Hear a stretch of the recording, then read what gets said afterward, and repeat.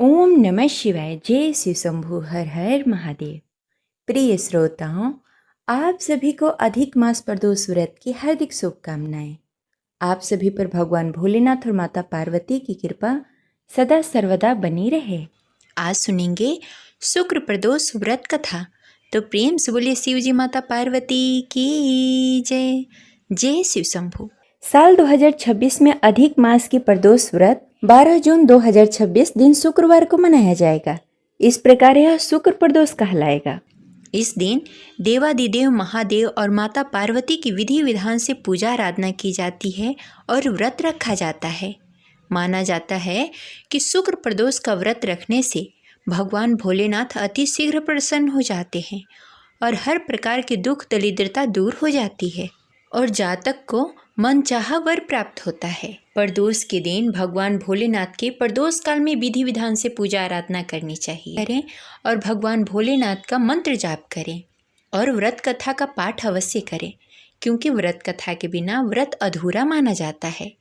तो चलिए पूरी श्रद्धा और भक्ति के साथ भगवान भोलेनाथ और माता पार्वती के श्री चरणों में नमन करते हुए सुनते हैं शुक्र प्रदोष व्रत कथा। कथा शुरू करने से पहले इस वीडियो को लाइक करके कमेंट बॉक्स में हर हर महादेव अवश्य लिखें। चलिए सुनते हैं शुक्र प्रदोष व्रत कथा। शुक्र प्रदोष व्रत की कथा के अनुसार एक नगर में 3 मित्र रहते थे, राजकुमार, ब्राह्मण कुमार और धनिक कुमार। राजकुमार और ब्राह्मण कुमार दोनों विवाहित थे। कुछ समय बाद धनिक कुमार का भी विवाह हो गया, लेकिन गौना शेष था, इसलिए धनिक कुमार की पत्नी अपने मायके में थी। एक दिन तीनों मित्र स्त्री की चर्चा कर रहे थे। तभी ब्राह्मण कुमार ने स्त्रियों की प्रशंसा करते हुए कहा, नारीहीन घर भूत का डेरा, यानी कि नारियों के बिना घर भूत का डेरा होता है। धनिक कुमार ने यह सुना तो तुरंत ही अपने पत्नी को घर लाने के लिए निश्चय कर लिया। धनिक पुत्र को उसके माता पिता ने समझाया कि अभी शुक्र देवता डूबे हुए हैं, ऐसे में बहू बेटियों को उसके घर से विदा करवाकर लाना शुभ नहीं माना जाता। लेकिन धनिक कुमार ने एक नहीं सुनी और ससुराल पहुंच गया। ससुराल में जाने पर भी सभी ने धनिक कुमार को समझाने का प्रयत्न किया, परंतु वह विदा कराने की जिद पर अड़ा हुआ था। धनिक पुत्र के हठ के कारण कन्या के माता पिता को विदाई करनी पड़ी। विदाई कराने के पश्चात पति पत्नी शहर से निकले ही थे कि बैलगाड़ी का पहिया निकल गया और बैल की टांग टूट गई। दोनों को चोट लगी, लेकिन फिर भी वह चलते रहे। अभी कुछ ही दूर पहुँचे थे कि उन्हें रास्ते में डाकू मिल गए। डाकुओं ने उनका सारा सामान लूट लिया। जैसे ही दोनों घर पहुँचे, धनिक पुत्र को सांप ने डस लिया। तुरंत ही उसके पिता ने वैद्य को बुलाया, तो वैद्य ने उसे देखने के बाद वैद्य ने बताया कि उसकी 3 दिनों में मृत्यु हो जाएगी। जब धनिक पुत्र के मित्र ब्राह्मण कुमार को यह खबर मिली तो वो धनिक पुत्र के घर पहुंचा और उसके माता पिता को शुक्र प्रदोष व्रत करने के बारे में बताया और उससे कहा कि इसे पत्नी सहित वापस ससुराल भेज दो। धनिक ने ब्राह्मण कुमार की बात मानकर पत्नी सहित ससुराल चला गया।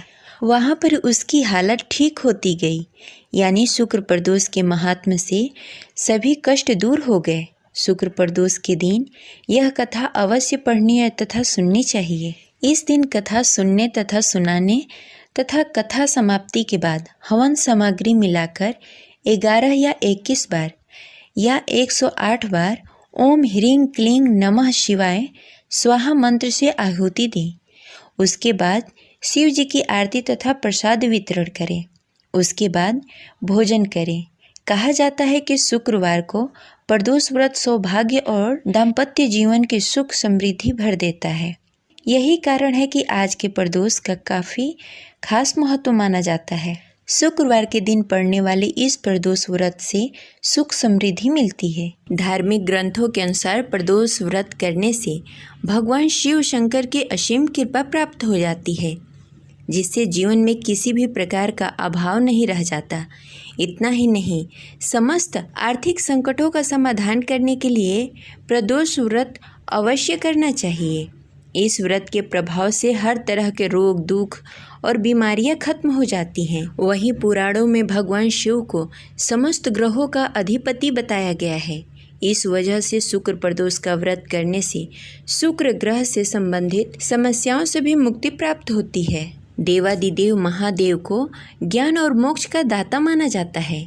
अतः अध्यात्म की राह पर चलने वाले लोगों को प्रदोष व्रत अवश्य करना चाहिए।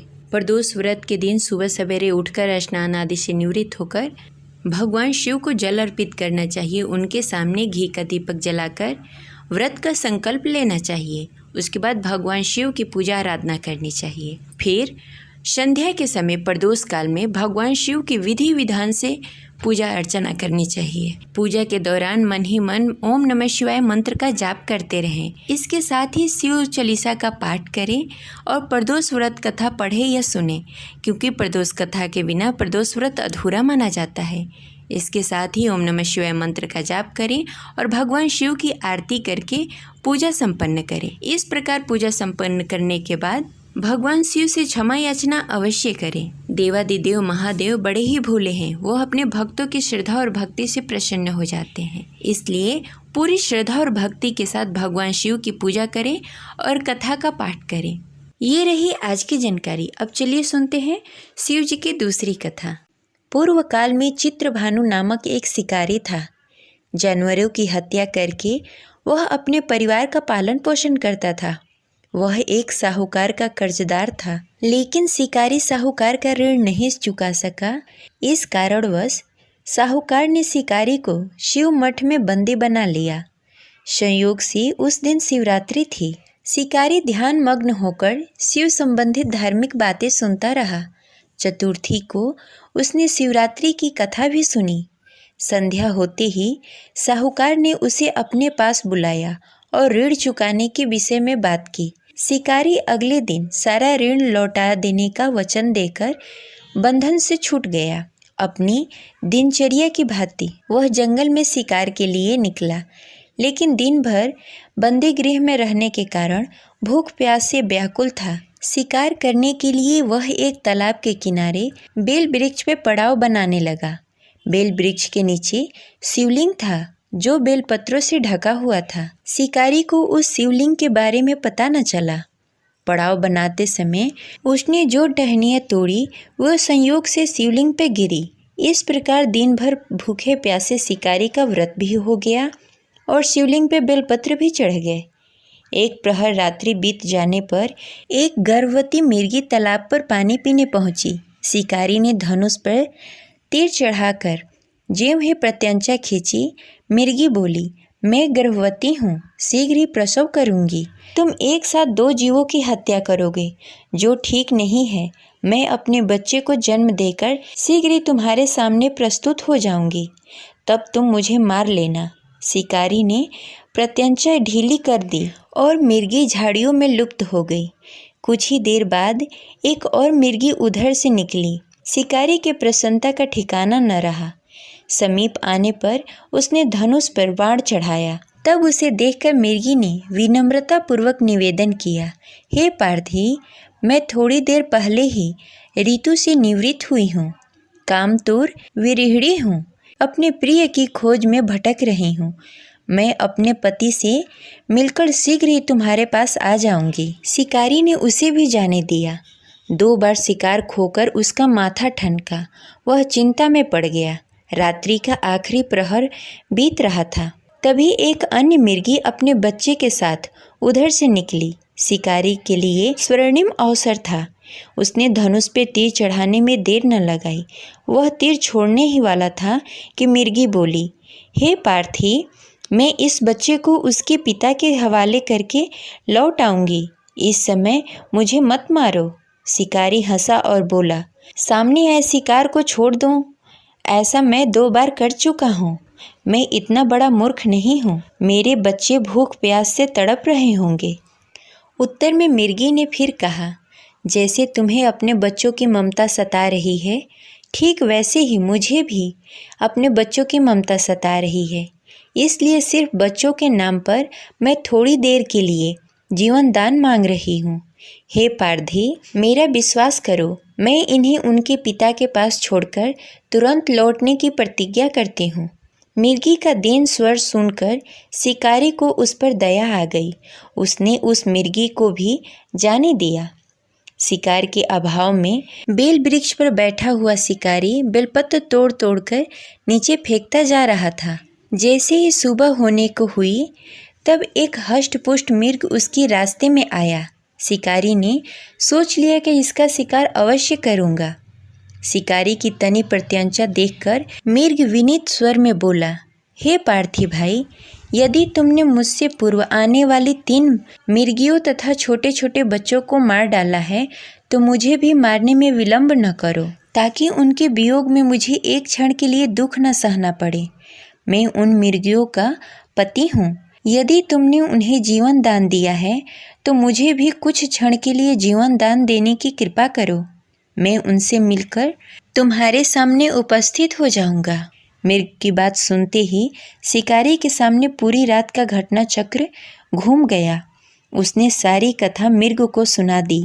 तब मिर्ग ने कहा, मेरी तीनों पत्नियां जिस प्रकार प्रतिज्ञाबद्ध हो गई हैं, मेरी मृत्यु से अपने धर्म का पालन न कर पाएंगी। अतः जैसे तुमने उन्हें विश्वास पात्र मानकर छोड़ा है, वैसे ही मुझे भी जाने दो। मैं उन सबके साथ तुम्हारे सामने शीघ्र ही उपस्थित हो जाऊंगा। उपवास, रात्रि जागरण तथा शिवलिंग पर बेलपत्र चढ़ाने से शिकारी का हिंसक हृदय निर्मल हो गया था। उसमें भगवत शक्ति का वास हो गया था। धनुष तथा बाण उसके हाथ से सहज ही छूट गए। भगवान शिव की अनुकंपा से उसका हिंसक हृदय कारुणी भावों से भर गया। वह अपने अतीत के कर्मों को याद करके पश्चाताप की ज्वाला में जलने लगा। थोड़ी ही देर बाद मिर्ग सपरिवार शिकारी के समक्ष उपस्थित हो गया ताकि वह उसका शिकार कर सके। किंतु जंगली पशुओं की ऐसी सत्यता, सात्विकता एवं सामूहिक प्रेम भाव को देखकर शिकारी को बड़ी ही ग्लानि हुई। उसके नेत्रों में आंसुओं की झड़ी लग गई। उस मिर्ग परिवार को न मारकर शिकारी ने अपने कठोर हृदय को जीव हिंसा से हटाकर सदा के लिए कोमल एवं दयालु बना लिया। देवलोक के समस्त देव समाज भी इस घटना को देख रहे थे। उनके ऐसा करने पर भगवान शंकर ने प्रसन्न होकर तत्काल उसे अपने दिव्य स्वरूप का दर्शन कराया तथा उन्हें सुख समृद्धि का वरदान देकर अंतर्ध्यान हो गए। इस प्रकार यह कथा संपन्न हुई। आशा करते हैं आपको अच्छी लगी होगी। तो इस वीडियो को लाइक करें और ज़्यादा से ज़्यादा लोगों को शेयर करें। मिलते हैं अगले वीडियो में। तब तक के लिए हर हर महादेव। जय शिव शंभू।